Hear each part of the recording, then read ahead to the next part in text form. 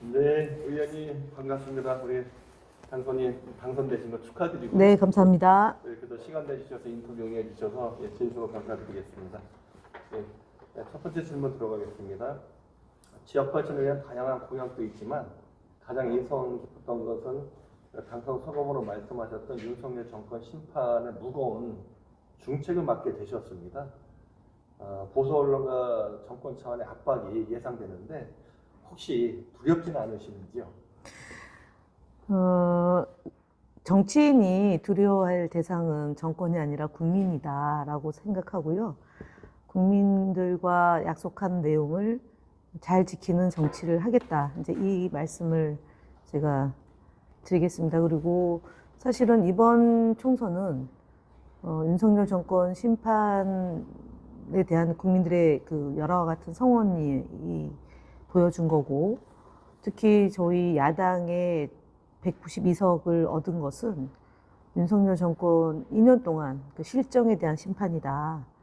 그래서 정권의 레임덕은 이미 시작됐고 가속화됐다. 두려워할 것이 없고 국민들이 요구하는 바대로 개혁 과제를 성공리에 마무리하는 것이 제가 해야 될 일이다 이렇게 생각합니다. 지난 그 방송통신위원회의 의원 시절에 많은 고초를 겪으신 걸로 알고 있습니다. 가장 실망스러웠던 사건과 언론 개혁을 표방을 하셨는데 그 방향성에 대해서 설명을 해주시면 우리 유권자분들한테 큰 도움이 되실 것 같습니다.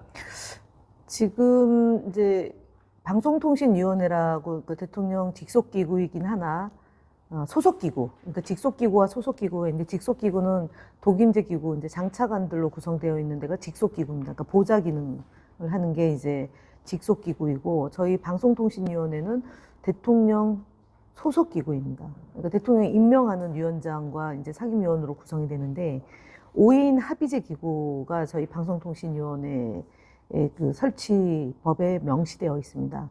위원장은 국회에서 인사청문회를 통해서 그 통과되면 대통령이 임명하는 절차를 받는 거고요. 또 한 분은 또 대통령이 추천하는 차관과 그다음에 그 국회에서 그 1야당과 그 여당, 그러니까 지금 경우로 치면 그러니까 대통령을 배출하지 못한 교섭단체에서 추천을 2인하도록 돼 있고 대통령을 배출한 정당에서 원내교섭단체에서 이제 1인을 이렇게 추천해서 5인으로 구성되게 돼 있는데 그 위원장은 그러니까 개인의 의사가 없는 한에는 임기가 보장되어 있는 자리입니다. 3년의 임기가. 그리고 국회에서 탄핵 절차를 밟아서 그만두게 되는 것 외에는 임기를 보장해줘야 되는데 한상혁 위원장을 중간에 임기를 채우지 못하게 하고 쫓아냈습니다. 그리고 나서 진행된 것이 KBS에 대한 탄압, MBC 박문진 해체, 그리고 YTN 민영화 이런 등의 이제 일련의 일들이 벌어지게 된 건데 그 과정에서 가장 충격적인 것은 TV조선 재승인 과정에서 점수를 수정한 것을 조작했다는 명목으로 위원장과 지금 방통위 직원 2명이 구속됐다가 보석 상태에서 재판을 받고 있는데 증인만 해도 한 60여 명가량이 증인으로 이제 재판이 진행 중으로 돼 있어요.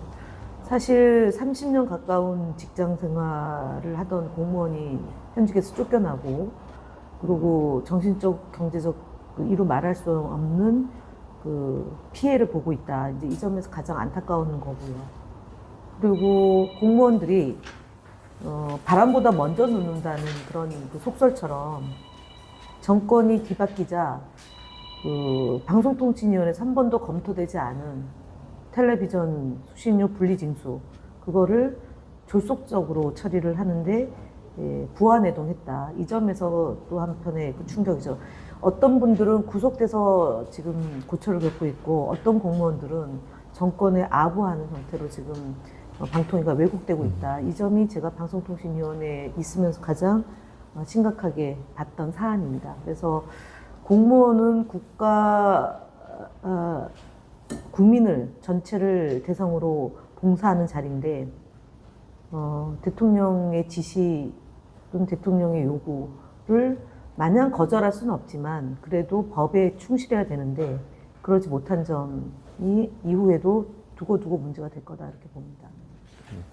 늘 보면 이제 민주당이 그 다수당을 이루고 있으면서 늘 안타까운 게 그 수세적인 상황에서 늘 보면은 당한다라고 하는 그런 이미지들이 참 많거든요. 어떻게 이제 의원님께서 이제 당선인께서 들어가시면 이 언론 개혁 확실하게 어떻게 자진하십니까? 저희 민주당이 지난 이제 그 21대에 180석을 얻었음에도 불구하고 제대로 된 개혁을 하지 못했다라는 네. 지적을 받고 그럼에도 불구하고 22대에 윤석열 정부가 그 국정 실패, 그 다음에 경제 파탄, 민주주의 위기, 평화 위기를 그 지금 초래했다라는 점에서 이제 심판을 받은 거잖아요.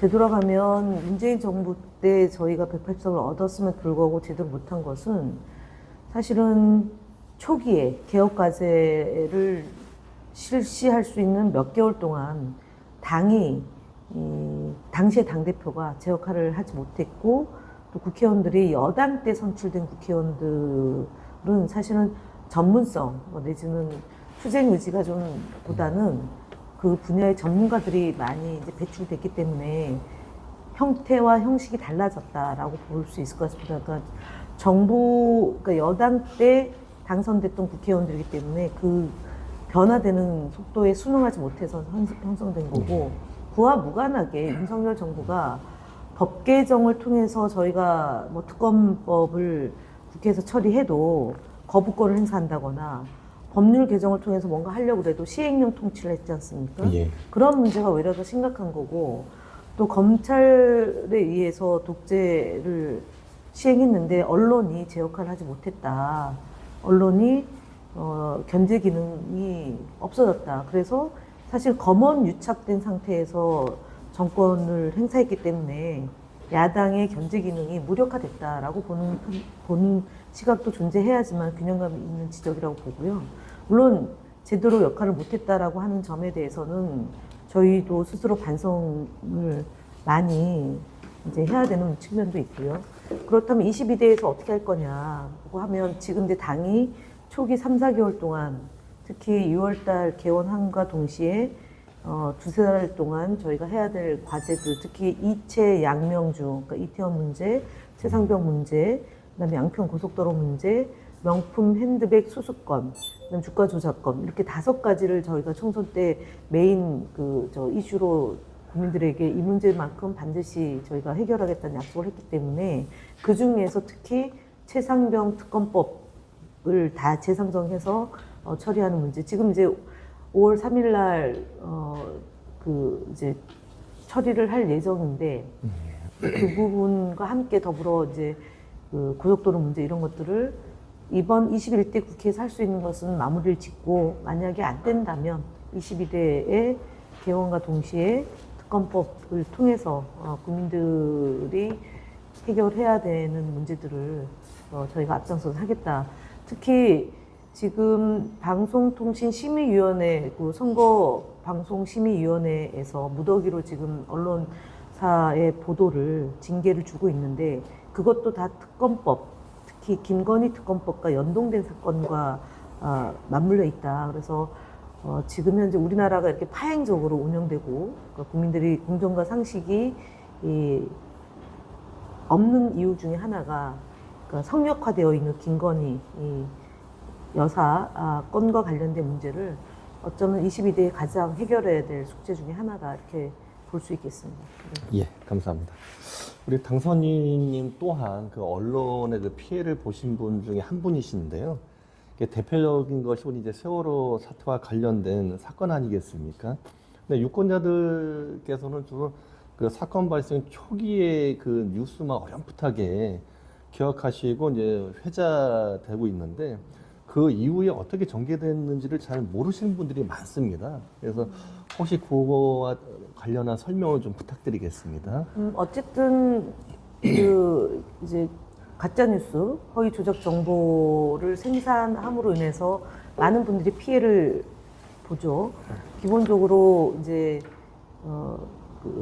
저희 이재명 대표도 그런 일로 계속적으로 이제 왜곡 보도 허위 조작 정보를 통해서 악마화시켜서 마치 큰 문제가 있는 것처럼 해서 결국 총선 전에 영향을 미치려고 했던 건데, 제 사건은 세월호 유가족들을 일반 시민과 그 갈등의 소재로 지금 썼던 거지 않습니까? 그리고 그 이후에 제가 이제 1심, 2심 다 무죄 받고 종료가 됐는데, 이후에 김기춘에 의해서 이것이 공작으로 진행됐다라는 것이 김영한 비망록, 박근혜 정부 때 민정수석을 했던 그 김영한 수석, 전 수석, 그리고 이제 이분은 이제 암투병으로 몇 개월 살고 이제 저 세상으로 가셨는데, 그분의 그 비망록에 보면 이 세월호 유가족과 대리기 사건이 어떻게 악용됐는지가 다 기술이 돼 있죠. 이런 문제를 이제 정치적으로 이용하는 세력, 그다음 언론이 무죄가 나고 또 행정소송을 통해서 제가 이제 그 보상까지 받았음에도 불구하고 그거는 이제 잘 다루지 않고 사건 초기에 이제 왜곡한 내용만 거의 100일가량 보도를 해서 저를 이제 거의 그 폭행을 한 사람으로 매도하고 만들었는데, 이 사건이 결국은 지금까지 우리가 세월호가 우리 사회에서 갈등 과제로 있고, 그다음에 생명안전공무원을 제대로 하지 못하는 배경에도 연결되어 있다. 특히 박근혜 정권이 무너지게 된 결정적 배경 중에 하나가 세월호 참사 때 국가는 뭐 했냐. 부작위한 살인행위에 대해서 제대로 사과하고 반성하지 못하고 기억과 기록을 하지 않음으로 인해서 지금까지 안 사는 그 이제 갈등이 이제 계속 이제 진행되고 있는데, 결국은 이제 제가 풀어야 될 숙제 중에 하나도 그런 대형 참사가 벌어지고 난 뒤에 어떻게 국가와 국민을 위해서 수습하느냐, 이것이 정권의 그 명운을 가름하는 거기 때문에 결국 이제 제가 연결되어 있다고 무리하게 엮었던 것은 무죄가 됐고, 그다음에 가짜 뉴스를 생산해낸 언론들이 여전히 이제 우리 사회의 보수 언론으로서 역할을 하고 있는데, 그런 부분에 대해서는 결국은 끝까지 바로잡는 노력을 해야지만 그러니까 변화가 이루어질 수 있는 거라고 보고, 그런 피해를 입었던 분들이 그러니까 그 피해서 이제 내일이 아니다가 아니라 정말 이것이 공동체를 파괴하는 그런 언론에 조작하는 것을 극복하기 위해서 법 제도를 개선해야 된다. 특히 저희가 매번 보면 이제 정적 죽이기 또는 본인들이 저지른 사건을 무마하기 위해서, 지금 최상병 건도 그런 거 아니겠어요? 박정훈 대령에 대해서 수사한 대령을 재판에 넘겨서 고초를 겪고 있는 문제나, 아니면은 이태원 참사도 마찬가지죠. 유가족들이 끊임없이 이 사건의 진상규명을 위해서 정말 그 오치투지를 하면서까지 했는데도 불구하고 제대로 그 진상규명을 하지 않고, 또 사건에 연루된 사람들은 무죄 또는 빠져나가는 식으로 이렇게 봐주기를 하고 있는 이런 상황을 놓고 본다면, 이제 세월호 문제, 그 뒤에 벌어졌던 정권 차원에서 벌어졌던 일들을 이번 21대 국회에서 바로잡는 노력을 해야지만 사회가 한 발 더 전진할 수 있는 것 아닌가, 그렇게 생각합니다. 예. 그 한간에는 우리 김현 당선인께서 그 지역구 자기 자리를 찾았다라고 하는 그 말들이 이제 한간에 떠돌고 있습니다. 요거 혹시 맞다고 하면 뭐 요거에 대한 그 소개 한 말씀 좀 부탁드리겠습니다. 제가 이제 2014년도 세월호가 이제 참사가 발생하면서 안산으로 이제 오게 된 거고, 그리고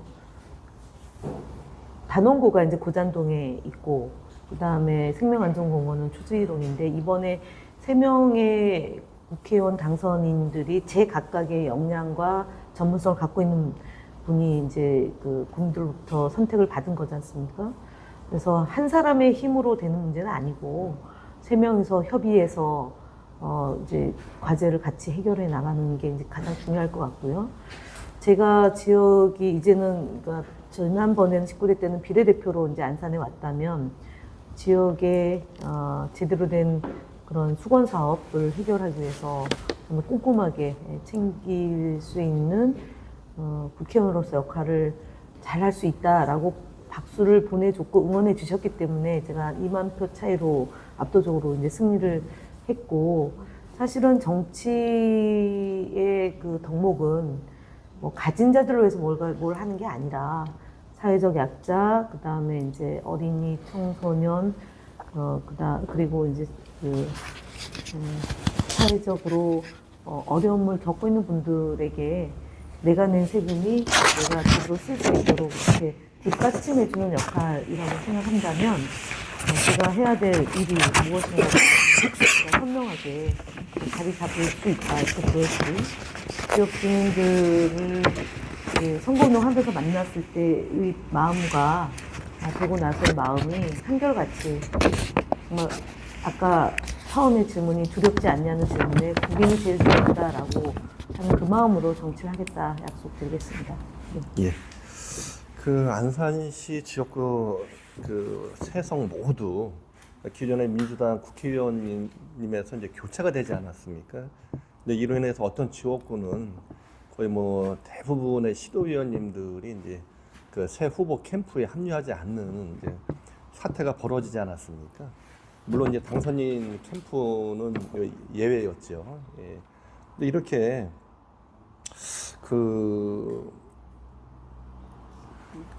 이제 공약이라든지 아니면 지역 민원을 해결하기 위해서는 단합된 힘이 필요한데 이러한 모습들을 보시면서 우리 이제 어떠한 견해를 갖고 계신지 한 말씀 부탁드리겠습니다. 일단은 민주주의, 선거는 민주주의 꽃인데 경선을 통해서 민주당의 후보로 된 분을 돕지 않고, 그리고 또 심지어 방해하고 또 괴롭히고 이런 일들이 이제 발생한 점에 대해서는 사실 그는 안산 시민과 당원들에게 대단히 잘못된 행태이다. 그리고 선출직 공직자가 승복하지 못하는 그런 모습을 보여준 것은 대단히 실망스러운 거다라는 점을 먼저 지적을 하고요. 그리고 그 지역의 경우는 이제 현역 국회의원이 안산에서 많은 혜택을 받고 또 사랑도 받고 그랬던 분인데, 그런 지역에서 그런 볼상 사나운 일이 벌어진 점에 대해서는 애석하게 생각하고 다시는 그런 일이 없도록 좀 당의 기강을 바로잡는 게 필요하다라고 봅니다. 다만 이제 경기도의회나 안산시의회가 해야 될 일이 있고 또 임기가 있기 때문에 그분들이 좀 본인들의 잘못된 행태에 대해서 좀 사과하고 앞으로 바로 의정활동을 할 수 있었으면 하는 바람이 이제 먼저고, 그것이 아니라면 시민들이 좀 회초리를 들어주셔야 되는 거 아닌가 이런 생각이 또 듭니다. 특히 이제 시의원 도윤은 이제 그 자치 영역에서 선출된 분이고 정말 샅샅이 시민들이 가려운 것을 긁어주고 또 해결해야 할 난제들을 또 극복하고, 그것이 안산시, 경기도, 또 저는 이제 국회에 가서 대한민국 국가 예산을 가지고 이제 안산 시민들을 위해서 이제 역할을 해야 되는 거고, 그렇게 된다면 시의원과 도의원과 국회의원이 정말 호흡을 잘 맞추어서 안산시 발전에 이제 기여하는 거고, 시장 역시 우리가 당이 다르다 하더라도 시민들에게 봉사하는 마음은 똑같다. 그래서 더욱더 견제하고 균형감 있게 시정을 펼칠 수 있도록 저희가 감시 감독을 소홀히 하지 않고, 또 저희가 협조와 협력할 것이 있다면 최선을 다하고, 그것이 아니라면 바로잡는 노력으로 이렇게 시민들에게 이제는 좀 이전하고 다르다, 많이 좋아질 것 같다라는 기대와 희망이 그냥 기대와 희망이 아니라 구체적으로 구현될 수 있도록 역할을 해야 된다는 말씀과 함께, 이제 4월 10일로서 총선은 이제 끝났고 22대 국회의 출발 지점에 있는 만큼 그렇게 좀 잘못된 문화 관행들은 좀 다 버리고 과감하게 새롭게 좀 거듭나는 그 변화와 혁신, 그다음에 공천 혁명을 통한 시민들의 선택이 좀 제대로 될 수 있도록 협력 관계가 유지돼야 된다, 그리고 협력해야 된다고 봅니다. 예, 바쁘신 중에도 이렇게 인터뷰에 응해 주셔서 감사드리고 혹시 마지막으로 우리 유권자분들 시민들께 하고 싶은 말씀 있으면 부탁드리겠습니다. 예, 제가 그 안산 시민들을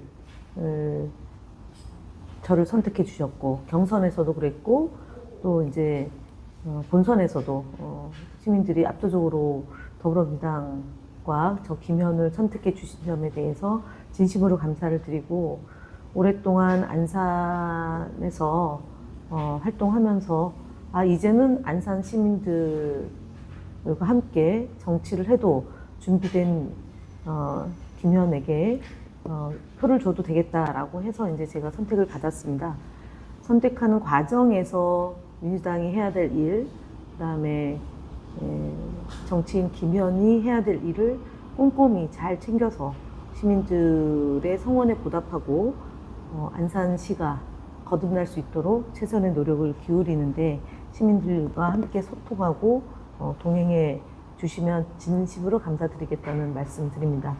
정말 안산은 위대한 도시입니다. 왜냐하면 10년 전에 겪었던 그 아픔이 그 유가족과 희생자들의만의 아픔이 아니라 안산 시민들이 함께 극복해왔던 과정이기 때문에 그 과정이 정말 대한민국 국민들에게 감동을 줬고 그리고 전 세계에서도 생명안전 도시로서의 안산이 이제 더욱더 이제 각광받는 때가 머지않아 올 것이라고 생각이 들고 그 과정에서 안산 시민이 희생하고 헌신하고 바로 세우는 역할을 해주신 점에 대해서 대한민국 국민 모두가 감사하고 있다는 점을 제가 또 이 자리를 통해서 전달드립니다.